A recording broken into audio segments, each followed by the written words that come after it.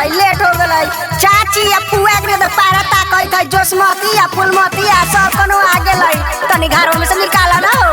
Music by संगम राजा। चलो सखी जिया गावे, चलो सखी जिया गावे। कहवा से आइल बाटे झिझिया रे जोसमतिया छोड़े। कहवा से आइल बाटे झिझिया रे जोसमतिया छोड़े। कहवा से आइल बाटे झिझिया तोर जोसमतिया छोड़े। कहवा से आइल बाटे झिझिया रे जोसमतिया छोड़े।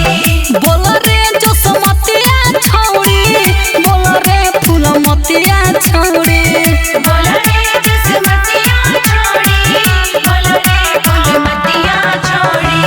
जगमग जरता टेंट बिया रे फूलमतिया छोड़ी। जगमग जरता टेंट बिया रे फूलमतिया छोड़ी।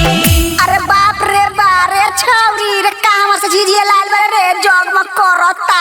हाँ बड़का बाबू झिझिया लियाल बड़े डनी ऊपर नजर लगा दी तो।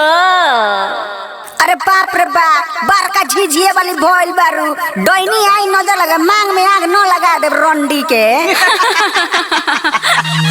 हमारा झिझिया पर डैनी नजर जे लगाई हो। हमरा झिझिया का डैनी नजर जे लगाई हो। सवतिन के मंगिया दे हो बचारी हो सखी। सौतिन के मंगिया दे हम जारी हो सखी। आगे कलौती या धन धुसरी के चलास न होई तो कागे डैनी से डराता रे। आइला देखता हई जो समतिया करे बाप रे बा 2.5 किलो लिपस्टिक लगा के फेसबुक पर रील बनावे नहीं कि जाना रहे न दे रे फेसबुक बोलाओ खो जाता। अरे तनी कौन चाची के गावेला उ लोग बूढ़ पुरानिया आई पहिल के जमाना के झिझिया गावत होतई। डैनी के मारल जाई झटवा खुला सार के। डैनी के मार जाई झटवा खुला सार के। डैनी के मारल जाई झटवा खुला सार के। डैनी के मार जाई झटवा खुला सार के। झटवा खुला सार के हो झटवा खुला सार के। झटवा खुला सार के हो झटवा खुला सार के। नचाव सखी झिझिया तू बीचे मांग फार के। जावा सखी झिझिया तू बीच मांग फाड़ के। अये सखी का कहो तारू हो। अरे बाप रे बा ओई ससिया आ गइल बा ऐसो दशहरा देखे फेरू झिझिया फोरी। अरे मार मुंह धोई के कैसे झिझिया फोड़ दी है। झिझिया फोड़ दी झिझिया बड़ा देवता चीज होला नानू फोड़ी है। अरे बाप रे बा तोरा मालूम नहीं कि ये सखी पिछले साल आई रहे बाप रे बा 3 गो झिझिया हमार फोड़ देलस। अरे तो काहे खिसिया तारू जीतू भैया भी आइले बारन गए कौन तो समझा दिए। पहले लइका के बुद्धि रहे तो फोड़ देत रहे अब सब समझदार हो गइल बरन सर। अरे नानू फोड़ी है ना परसानो को आ देखे दे बोढ़म बाबा लगे आ गए तनी बोढ़म बाबा के गाना गावा लोग रे लड़की सा। बरम बाबा हो मनी पा उपकार करी हो। बरम बाबा हो मनी पा उपकार करी हो।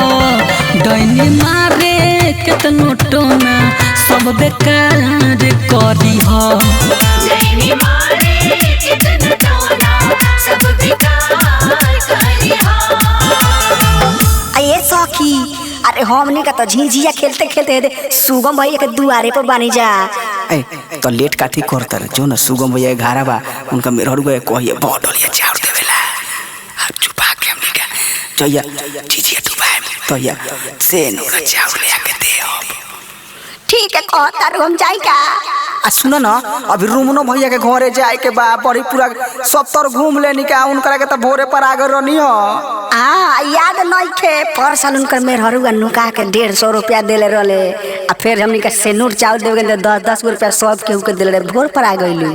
चलो उनको दूरा चलल जाई। ए साकी अरे देखो नी रास्ता में डॉइडी गुरना के ताकत रहली हमारा झिझिया पर।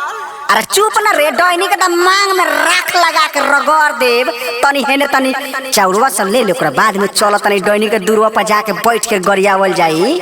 रारी के सोगनी के चल सगाओ तनी। डैनी के बेटिया 10 गो यार रखेले सखी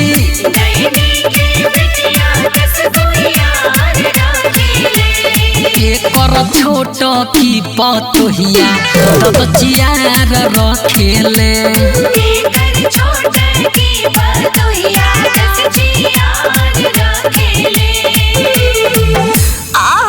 ए बॉबी सा ये होबे जे रहे रामायण देख के जाए तोनी जो हमरा घर कह दिए बुढ़वा के कि दादी ओइ जे रामायण देखत हवा आगे बुढ़िया काकी आगे कर खाली तूहे देखबे हमनी ना देखी का हमनियो साथे चले।